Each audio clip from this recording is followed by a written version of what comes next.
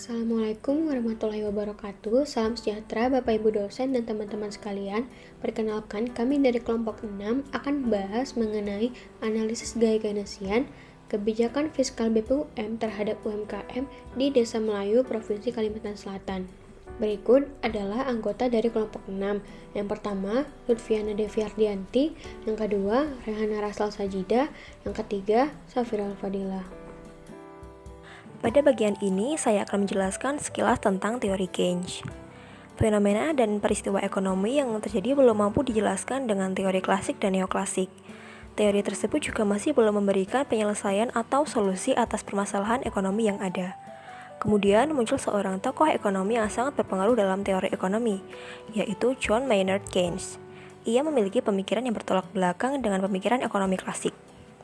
Dasar yang kami gunakan dalam tulisan ini berasal dari buku Keynes yang berjudul The General Theory of Employment, Interest, and Money pada bagian Book 3 yang membahas tentang kecenderungan mengonsumsi. Di situ dijelaskan bahwa pada intinya permintaan agregat yang diukur sebagai jumlah pengeluaran rumah tangga, bisnis, dan pemerintah merupakan unsur kekuatan pendukung yang vital dalam ekonomi. Teori ini beranggapan bahwa konsumsi yang dilakukan oleh seseorang pada akhirnya akan menjadi pendapatan bagi orang lain dalam suatu perekonomian yang sama. Oleh karenanya, terjadi perputaran atau siklus yang terus berlanjut sehingga menjaga perekonomian berjalan normal. Namun, saat terjadi krisis ekonomi global pada sekitar tahun 1929, secara alami masyarakat merespon dengan cara menahan belanja dan uangnya. Berdasarkan teori Keynes, respon tersebut justru malah menyebabkan perputaran uang mengalami kemandekan sehingga terjadi kelumpuhan perekonomian. Kemudian, Keynes sebenarnya tidak serta-merta menolak anggapan kaum klasik mekanisme pasar bebas, di mana seluruh kegiatan ekonomi diserahkan kepada pasar, terdapat kebebasan dalam kegiatan ekonomi, dan sangat minim campur tangan dari pemerintah. Atau dengan kata lain, perekonomian pada saatnya akan menemukan jalannya sendiri menuju keseimbangan tanpa campur tangan pemerintah. Menurut Keynes, di saat mekanisme pasar mengalami kegagalan, itulah intervensi pemerintah diperbolehkan dalam aktivitas ekonomi. Ia menilai bahwa membiarkan aktivitas produksi secara bebas dan terus-menerus dalam mekanisme, maka akan menyebabkan akumulasi penawaran karena aktivitas tersebut akan menciptakan berlimpahnya penawaran terhadap produk.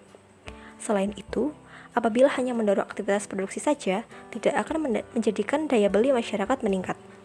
Lebih lanjut, ditegaskan oleh Keynes bahwa pasar bebas atau sektor ekonomi swasta tidak mempunyai mekanisme penyeimbangan sendiri, sehingga ekonomi yang efisien tidak selalu bisa dihasilkan.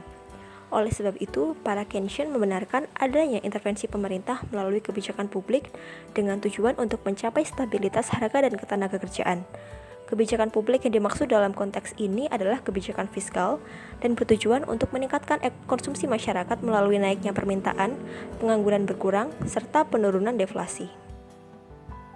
Selanjutnya, saya akan menjelaskan latar belakang Keynes yang kami ambil. Jadi, banyak sekali masalah yang dihadapi oleh para pelaku UMKM di masa pandemi ini. Masalah-masalah tersebut seperti kesulitan mencari bahan baku, penurunan penjualan, modal yang semakin menipis, penurunan produksi, dan terhambatnya distribusi. Jika pandemi COVID-19 ini terus berlanjut, dikhawatirkan akan ada separuh atau lebih UMKM di Indonesia yang gulung tikar. Oleh karena itu, untuk membangkitkan kembali ekonomi di Indonesia, pemerintah melakukan pemulihan ekonomi. Salah satu program dalam pemulihan ekonomi tersebut adalah program Banpres Produktif Usaha Mikro atau BPUM 2020 yang diselenggarakan oleh Kementerian Koperasi dan UKM Republik Indonesia. Program tersebut tidak semata-mata suatu program pemulihan ekonomi saja, tetapi juga merupakan bentuk apresiasi untuk pelaku UMKM yang sangat berperan dalam pertumbuhan ekonomi di Indonesia. Sasaran dari program ini adalah pelaku usaha mikro terdampak COVID-19 yang usahanya mengalami keterbatasan dalam menjalankan usahanya yang membuat pendapatan pelaku usaha mikro menurun sehingga mereka sulit untuk memenuhi kesejahteraannya. Salah satu desa yang kami ambil sebagai contoh di mana pelaku usahanya terdampak pandemi adalah Desa Melayu, yang di mana pelaku usaha di desa itu mengalami penurunan pendapatan dengan kesejahteraan. Dari BPUM tersebut, dapat diketahui bahwa pemberian modal usaha BPUM cukup efektif karena penerima BPUM sudah mencapai tujuan dari program BPUM, yaitu pelaku usaha dapat mempertahankan usahanya di masa pandemi COVID-19 sehingga memberikan perubahan nyata bagi penerima BPUM. Hal tersebut juga menunjukkan bahwa pemulihan ekonomi yang dilakukan pemerintah melalui BPUM bernilai positif karena dapat mendongkrak daya beli masyarakat di masa pandemi dan pelaku usaha sudah mulai bisa beradaptasi dalam melakukan usahanya di masa pandemi. Berdasarkan data di atas, kita dapat melihat bagaimana laju pertumbuhan ekonomi yang ada di Kabupaten Banjar pada tahun 2020 mengalami penurunan cukup signifikan akibat terjadinya pandemi COVID-19. Di sini pemerintah berperan untuk meningkatkan laju pertumbuhan ekonomi. Salah satunya adalah dengan memberikan BPUM. Selanjutnya, di sini kita juga dapat melihat bagaimana tingkat pengeluaran per kapita di Kabupaten Banjar pada tahun 2020 mengalami peningkatan yang cukup tinggi dari sisi makanan dibandingkan dengan tahun sebelumnya. Sedangkan dari sisi non-makanan sendiri, tahun 2020 mengalami penurunan yang cukup rendah dari tahun 2019. Adapun salah satu faktor yang mempengaruhi peningkatan konsumsi Kabupaten Banjar pada tahun 2020 adalah pemberian BPUM kepada pelaku usaha mikro, termasuk di Desa Melayu. Menurut 13 responden yang diwawancari oleh Eva Syarifah dan teman-teman, menyatakan bahwa pemberian BPUM berpengaruh kepada peningkatan pendapatan, sehingga tingkat konsumsi terhadap makanan juga meningkat. Selanjutnya, kita akan melihat bagaimana implementasi BPUM di Desa Melayu. Di Provinsi Kalimantan Selatan, program BPUM disalurkan oleh Dinas Koperasi dan Usaha Mikro kepada para pelaku ekonomi mikro di seluruh wilayah termasuk Desa Melayu. Sebelum menyalurkan bantuan ini, terdapat 2 tahapan yang dilakukan oleh Dinas Koperasi dan Usaha Mikro. Yang pertama, melakukan rapat bersama Ketua RT dan Ketua RW, dan yang kedua, melakukan sosialisasi BPUM kepada pelaku UMKM. Adapun tahapan-tahapan yang dilakukan dalam pelaksanaan BPUM ini adalah yang pertama, pengusulan data. Tahapan ini bertujuan untuk mendata pelaku UMKM yang akan mendaftar sebagai penerima bantuan. Yang kedua, pembersihan data. Tahapan ini bertujuan untuk menghilangkan data-data yang kurang memenuhi syarat ataupun data yang memiliki identitas ganda. Data yang telah bersihkan akan divalidasi dan ditetapkan sebagai penerima dana BPUM oleh Kementerian Keuangan RI. Tahapan yang ketiga adalah pencarian dana. Tahapan ini dimulai dengan pemberitahuan kepada pelaku UMKM yang terdaftar sebagai penerima BPUM melalui SMS ataupun website Info.MRI. Kemudian, pelaku usaha dapat melakukan verifikasi kepada bank-bank penyalur seperti BRI dan BNI dengan menyertakan KTP asli untuk mengisi beberapa persyaratan seperti data pelaku usaha, surat pertanggungjawaban mutlak, dan formulir pembukaan rekening bagi pelaku usaha yang belum memiliki rekening. Setelah semua persyaratan telah diisi dengan baik, maka dana BPUM akan dicairkan langsung ke rekening pelaku usaha. Tahapan yang terakhir adalah pelaporan pelaksanaan program. Untuk tahapan ini dilakukan dengan cara survei melalui metode sampling kepada pelaku usaha yang mendapatkan dana BPUM.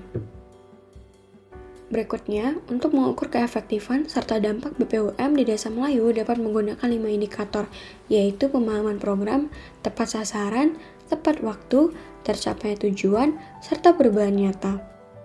Berdasarkan data wawancara yang dilakukan oleh Eva Syarifah dan teman-teman kepada 13 pelaku usaha mikro penerima bantuan BPUM yang ada di Desa Melayu menunjukkan bahwa semua pelaku usaha mikro ini telah memahami dengan jelas mengenai BPUM melalui sosialisasi yang dilakukan oleh Dinas Koperasi dan Usaha Mikro Kabupaten Banjar.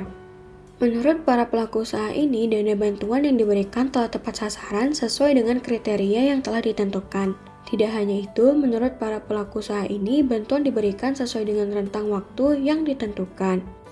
Dari hasil wawancara juga mengungkapkan bahwa dengan adanya program BPUM ini memberikan dampak positif bagi pelaku usaha mikro yang ada di Desa Melayu, karena usaha yang mereka miliki masih dapat bertahan serta berjalan di masa pandemi COVID-19, sehingga jumlah pendapatan tetap meningkat dan daya konsumsi masyarakat terus berjalan. Di sini kita melihat bagaimana BPUM ini memberikan perubahan nyata bagi pelaku usaha mikro di Desa Melayu.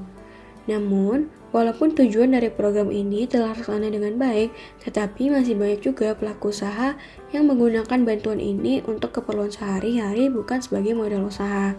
Hal ini menggambarkan bagaimana kurangnya kesadaran serta tanggung jawab dari penerima BPUM terhadap penggunaan dana BPUM.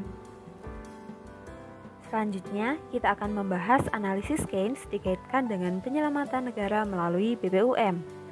Seperti yang kita ketahui, garis besar teori Keynesian menyatakan bahwa tatanan perekonomian tetap berbasis pasar, tetapi peran pemerintah sangat dibutuhkan dalam mengatasi masa sulit dan menormalisasi permintaan, baik melalui intervensi, regulasi, koordinasi, maupun distribusi. Keynes sangat berbasis pada uang, Ia memaparkan bahwa konsumsi seseorang akan menjadi pendapatan bagi orang lain, sehingga akan terjadi siklus keberlanjutan yang menyeimbangkan perekonomian. Berikutnya, terdapat evaluasi pelaksanaan BPUM di Desa Melayu.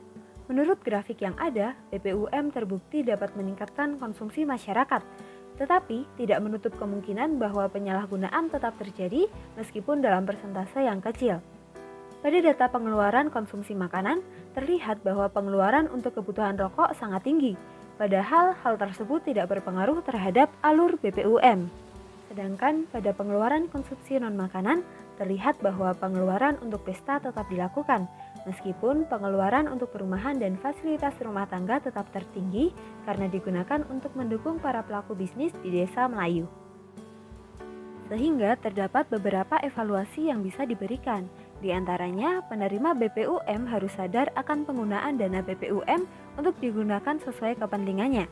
Selain itu, lembaga yang bertugas sebagai pengawas diharapkan bisa lebih maksimal melakukan tugasnya dalam mengawasi penggunaan dana BPUM agar tidak ada penyalahgunaan dana. Lalu, dana BPUM diharapkan juga bisa digunakan untuk usaha yang lebih produktif, agar pendapatan yang diperoleh masyarakat lebih tinggi dan berkelanjutan. Lalu, adakah kritik teori Keynes dalam konteks BPUM? Pastinya ada. Keynes menganggap bahwa hutang diperlukan dalam menyelamatkan kegagalan pasar. Pemikiran ini diambil banyak negara untuk menyelamatkan pasar, tetapi ternyata hutang tersebut tidak dapat dibayarkan bahkan pada saat perekonomian negara-negara tersebut membaik. Hal tersebut meningkatkan beban publik dan memunculkan beragam krisis baru. Disinilah pemerintah harus bijak dalam pengelolaan uang agar tidak terjerumus pada hutang yang besar dalam pemberian BPUM kepada masyarakat Desa Melayu. Lalu kita masuk pada bagian kesimpulan. Di Desa Melayu, Provinsi Kalimantan Selatan, kebijakan fiskal pemulihan ekonomi Banpres Produktif Usaha Mikro Kecil Menengah atau BPUM efektif mempertahankan UMKM di masa pandemi COVID-19. Pemulihan ekonomi di sana juga bernilai positif. Intervensi pemerintah mampu mengatasi penurunan angka pertumbuhan ekonomi dan tingkat konsumsi di Indonesia saat terjadi krisis. Pemberian modal usaha BPUM dinilai juga sangat berpengaruh signifikan, meskipun terdapat berbagai hal yang harus diperhatikan, seperti pelaksanaan dan pengawasan yang harus ditingkatkan, juga kritik mengenai peran pemerintah yang harus memperhatikan hutang-hutang yang digunakan agar tidak berpengaruh pada masyarakat Desa Melayu. Berikut merupakan referensi yang kami gunakan, yang sebagian berasal dari data Badan Pusat Statistik dan buku Keynes yang berjudul The General Theory of Employment, Interest, and Money. Kami juga menggunakan sumber dari jurnal dan website lain yang membantu kami dalam mengumpulkan data yang sesuai dan akurat. Sekian penjelasan dan bahasan kami mengenai analisis gaya Keynesian kebijakan fiskal BPUM terhadap UMKM di Desa Melayu, Provinsi Kalimantan Selatan. Terima kasih telah menonton video ini hingga akhir, dan jangan ragu untuk menyampaikan saran, kritik, tanggapan, maupun pertanyaan di kolom komentar.